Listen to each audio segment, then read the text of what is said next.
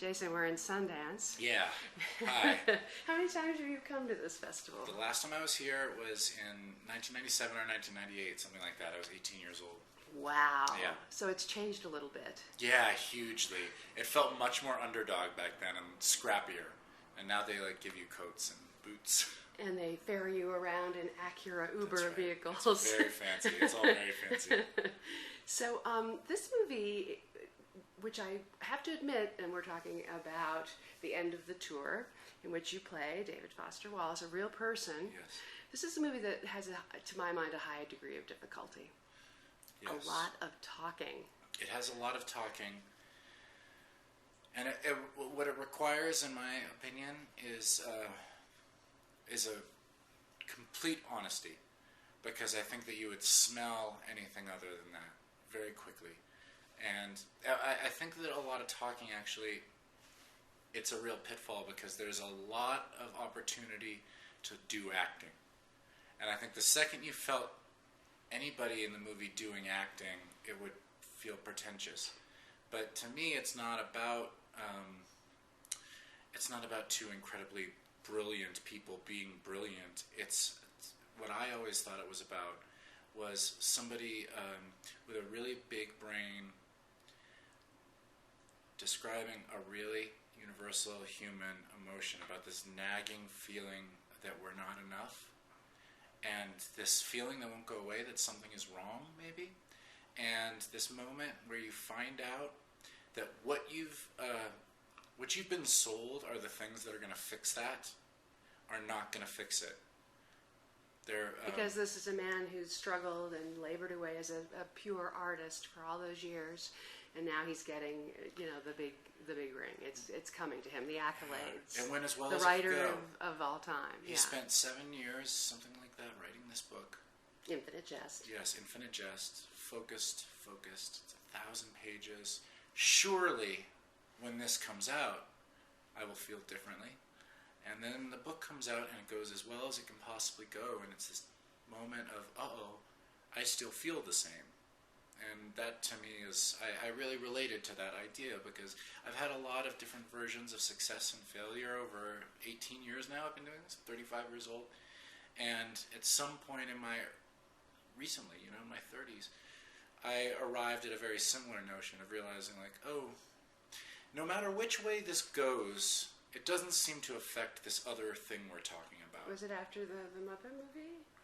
Because that was a remarkable success for you. It was wonderful. On many different levels. Yeah, that was a real dream come true, I think it was more of a cumulative thing where I think realizing that putting your value in success, part of the human condition, or maybe the conditioning of the business and of Los Angeles, is that you're very much encouraged to continually narrow the criteria of success so that you're always on the outside of it. So the wealthiest people think that they're poor compared to the other people who have a bigger house and a higher hill and a bigger car and more real estate. You're always looking at the next guy. And that's not, you don't have to, but it requires a real mental decision and an effort to not let those parts of you be what is leading the race. So what's fun about this is that there's several things that work really well. First of all, we're not watching this guy write Infinite Jest. That might not have worked too well. No. We see him being interviewed, and so it's a real two-hander, as they say. So Jesse Eisenberg is playing David Lipsky, and he is going at you. He is. As a good journalist should. That's right. I have to say, it's very accurate. Yeah, no, I know, and I've been in the David Foster Wallace position quite a few times, and... Have you done the one where they're really digging into you over a long period of time?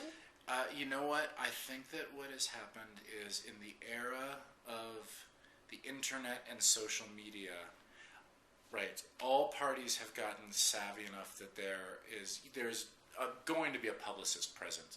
Today, nobody would allow their client to have a 4-day unchaperoned interview with a reporter. Well, you were only a writer. Yeah, I think either way, I don't think that would happen. And it never these got days. published. The It story never got published. No, I know. It's a really interesting thing because in my mind, it was always a bit of a time compression story of a relationship from beginning to end. Interesting. From meeting the weird first date, obviously it's all platonic, but this weird sort of first date element of getting to know each other and the niceties, and then letting the guard down and sharing some intimate things, and then finding out the person that you have started to trust is not who you thought they were, to basically I'm not going to see you anymore, goodbye. I love it when things go south with the two women, and, Yeah. because they're both alpha males on some That's right, level. men and their pride. Yeah. David Foster Wallace says it in the movie too. It's like somehow it all comes down to this more base instinct of wanting the adoration of pretty women. It's true. We'll talk about why James Ponsoldt may have been a good choice for this. Keeping it, because here's what could have gone wrong, as you very well know. It could have just been very dull and monotonous, and they're in a 100%. car and they're talking, and we're not getting a whole lot of other voices in there. No, there are no traditional plot movements in the sense of something happens that alters the course of this trip they're on. Those plot movements are very subtle character shifts, and James is an expert at that. And James was so focused on the smallest of details, to the point that going into the movie in pre-production, I felt scared. I don't know if I'm good enough to do this, because he is really pushing and pushing and pushing. And example? We really dug down to what is this really about. Every scene, every line, it was really, we talked a lot and we thought a lot, and he asked me to dig really deep about stuff, because it's like you said, all of the story only works if you, as the viewer, connect to the emotional changes that are going on, which I think you do. I mean, I don't have the easiest time watching myself, and I watched last night sort of vicariously through the audience, and I felt that people really understood what was happening in this dynamic. Well, it's also partly, the Rolling Stone writer is admiring someone that he considers to be a genius, and wishing he was too. Well, David Foster Wallace has everything that he hopes to achieve someday, and what a scary thing when your idol looks at you honestly and says, "I'm not sure that you want to be me." What an interesting existential crisis. But we also see the depression Yeah. that he had suffered, Yes. and it ultimately did him in. Yeah, it did. Which we know. I think that what is most painful about the situation is, especially when you listen to a speech he gave later in life called "This Is Water," a Kenyan commencement speech, and I think you get a sense of it in this movie, but you have somebody who understands, he understands the issue, but can't necessarily overcome it. That's a really painful thing, It's sad to see. Yeah, it's a giant because brain. he's so gifted. Yes, amazing. And there he is alone in the woods with the two dogs, Yeah. and it's very. How much of the reading have you done? I mean, you must have read it before, but I mean, you must have really dug into it now. Yeah, I had read a lot of the nonfiction.